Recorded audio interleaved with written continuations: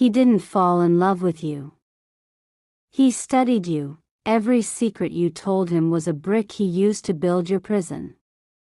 This is the seduction of sanity, and by the time you realize it's a trap, you won't even remember your own name. They tell you that monsters hide in the dark. They tell you to fear the man in the alleyway, the stranger in the shadows. But what they don't tell you is that the most dangerous monsters, they don't hide. They walk into your life with a bouquet of your favorite lilies. They speak with the voice of your soulmate. They don't want your money, they want the very fabric of your reality. In the heart of London, among the elite architects and the brilliant minds, lived Elena. She was a woman of steel and glass. She designed skyscrapers that touched the clouds. She thought she was untouchable. Until she met Julian. This isn't just a story about a bad breakup.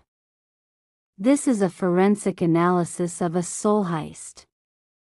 Today, we look into the mirroring phase, the love bombing addiction, and the moment a brilliant mind begins to rot from the inside out. If you are in a relationship that feels too perfect, I want you to listen very carefully. Because by the end of this story, you might realize, you are Elena. Narrative: Elena was standing in front of a painting called The Void. It was just a black canvas with a thin, jagged line of gold. Most people walked past it. Julian didn't. He stood exactly 3 feet behind her, matching her breathing. This is the first rule of dark psychology: synchronicity. Julian, it's not gold, is it? It's a crack. The artist isn't showing us wealth, he's showing us how the light gets in when we are broken. Narrative: Elena was standing in front of a painting called The Void. It was just a black canvas with a thin, jagged line of gold. Most people walked past it. Julian didn't. He stood exactly 3 feet behind her, matching her breathing. This is the first rule of dark psychology: synchronicity. Julian, it's not gold, is it? It's a crack. The artist isn't showing us wealth, he's showing us how the light gets in when we are broken. Elena turned. She saw a man who didn't look like a hunter. He looked like an old soul. His eyes were focused, not on her body, but on her mind. Elena, I thought I was the only one who saw it that way. Julian, that's because most people are afraid of the dark, Elena. But architects, we know that the dark is just space waiting for a structure. Notice what he did there. He used her profession, architect, to create an instant bridge.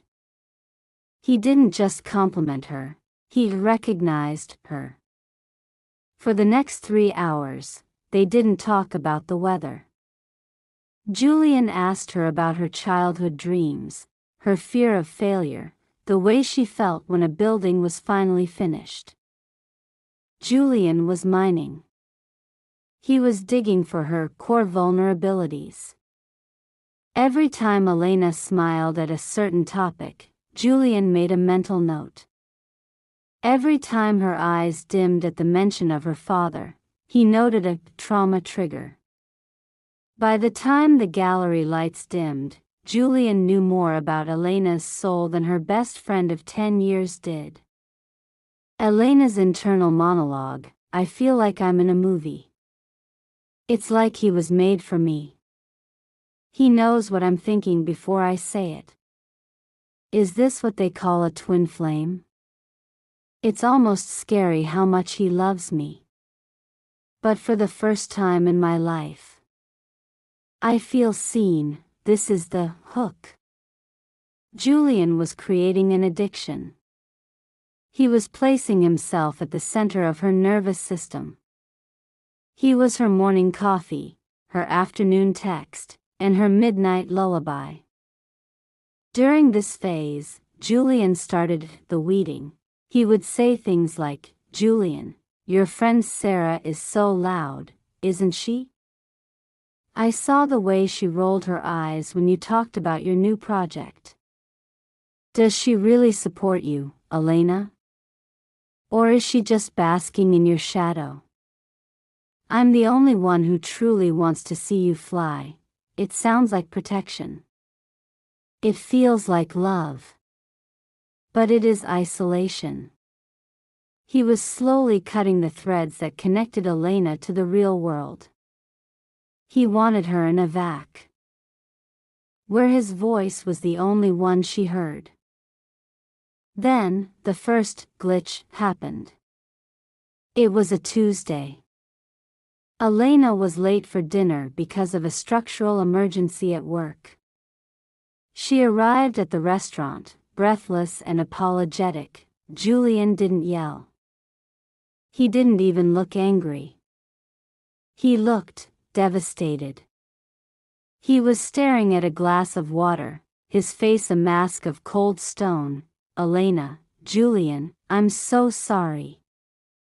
The crane broke, and I had to." "It's okay, Elena. I understand. Your buildings are more important than our time. I spent 3 hours setting this up. But I'm just a man. I'm not a skyscraper, Elena." "No. That's not it at all. You know I love you, Julian, do you? Because love is respect. And today, I felt invisible." For the next 3 days, Julian didn't text. He didn't call. He went ghost. This is intermittent reinforcement. Elena went into withdrawal. Her brain, used to the high of love bombing, began to panic. She sent 50 texts. She cried at her desk. She blamed herself when he finally called her back. His voice was soft again. "Julian, I'm sorry I went away. I just hurt so easily because I love you so much. Don't make me do that again, Elena. It kills me." Elena learned a subconscious lesson. To keep Julian happy, I must sacrifice my work. To avoid the pain of his silence, I must obey his mood. The architect was no longer building skyscrapers. She was building a cage for herself. Isolation is the silent killer of the soul. In dark psychology, it's not about locking someone in a room, it's about making them believe that the room is the only safe place left in the world. Julian's next move was brilliant. He didn't demand they move. He made Elena think it was her idea. "Julian," whispering in bed, "Elena, look at your eyes. The city is draining you. These people, these friends of yours, they only want your energy. Imagine a place where it's just us. A cottage in the Cotswolds, where the only thing you have to build is our future. No distractions. No Sarah. No Marcus. Just peace." Elena was exhausted from the silent treatment cycles. She was desperate for the old Julian to stay forever. So, she agreed. She quit her senior position at the firm. She sold her bright, glass-walled apartment. She followed him into the mist of the English countryside. The strategy: environmental control. In a new environment, you lose your anchors. You don't know the neighbors. You don't know the roads. Julian became her GPS, her grocery shopper, and her only conversation. One afternoon, Elena found the landline cord was frayed. Cut. Elena, Julian, the phone isn't working. I need to call my mother, it's her birthday. Julian, unmoved, sipping tea. Oh, I noticed that. The wind must have caught the wire. Besides, Elena, your mother always makes you feel guilty after those calls. I'm just trying to give you a guilt-free birthday for once. Isn't that what you wanted? Peace, that he wasn't just cutting a wire. He was cutting her umbilical cord to reality. He was the filter through which all her information passed. If Julian said the weather was bad, she didn't look out the window, she believed him. This is where the mind games turn into a psychological heist. Julian started moving the boundaries of her truth. It started with a blue vase. Elena, Julian, where is the blue vase that was on the mantel? Julian, what blue vase, darling? We never had a blue vase. Elena, yes, we did. My sister gave it to us as a housewarming gift. Julian, sighing with deep, fake concern. Elena, your sister didn't even come to the housewarming. You were so upset about it, remember? You cried for 2 hours. I think the stress of the move is starting to affect your memory. It's okay. I'm here. I'll remember for both of us. The psychology of the fog: this is gaslighting. It's named after a 1944 film, but in the USA and UK today, it is recognized as a form of domestic torture. By denying her physical reality, Julian was forcing Elena's brain to bypass its own senses and rely on his version of events. Am I going crazy? I can see the vase in my mind. I can feel the cold glass. But Julian is so calm. Why would he lie? He loves me. He's the only one who stayed. Maybe I am getting sick. Like my grandmother. Oh God, please don't let me lose my mind. Julian began projecting. He would accuse her of the very things he was doing. Julian, I saw you looking at the postman today. Elena, I see that hunger in your eyes. You're trying to find a way to betray me, aren't you? After everything I sacrificed for. He was breaking her spirit so completely that she began to apologize for his paranoia. She was walking on eggshells in a house she helped pay for, with a man who was systematically erasing her existence. A predator only keeps a toy as long as it makes a sound. Once Elena was broken, once she stopped building, stopped laughing, and became a hollow shell of anxiety, Julian got bored. The love bombing was gone. The attention was gone.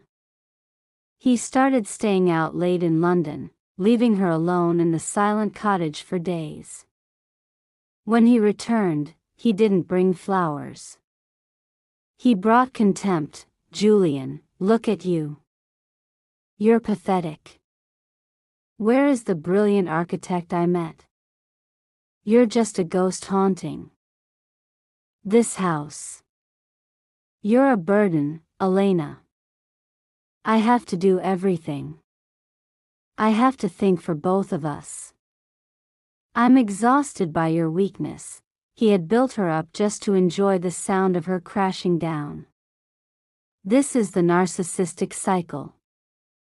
He didn't want a partner, he wanted a victim. And now that the victim was finished, he was looking for a new canvas to ruin. One night, Elena found a letter in his coat. It was a gallery invitation. To Julian, I loved our talk about the painting The Void.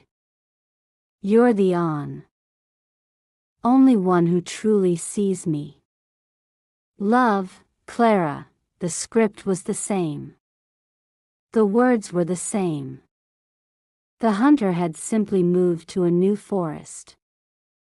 And that was the spark that finally lit the fire in Elena's frozen heart.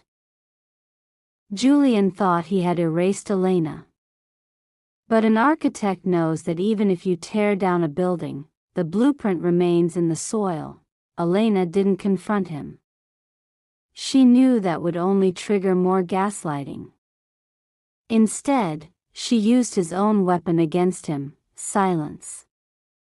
She started mining him. She found his real documents. Julian wasn't a consultant. He was a man with 3 different names in 3 different cities. He had a trail of broken women behind him across the UK. She didn't pack a bag. She waited for him to leave for work.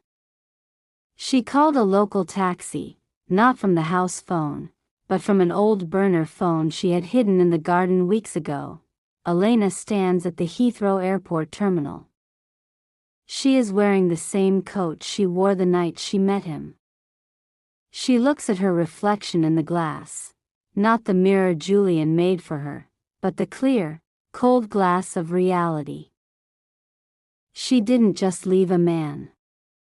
She left a ghost. Julian returned to an empty cottage. No note. No tears. Just the blue vase, sitting right in the middle of the mantelpiece. She had found it in his car trunk. A final message, I saw it. I remember. I am sane, a message to the audience, Julian is still out there. He's reading these comments. He's matching your breathing in a gallery. He's sending you a DM right now, telling you that you're not like the others. Dark psychology is a superpower used by people with no soul. But remember, even the most complex mind game has a flaw.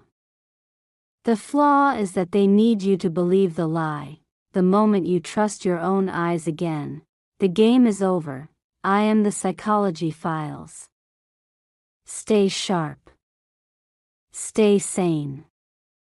And never, ever let someone else hold the pen to your story.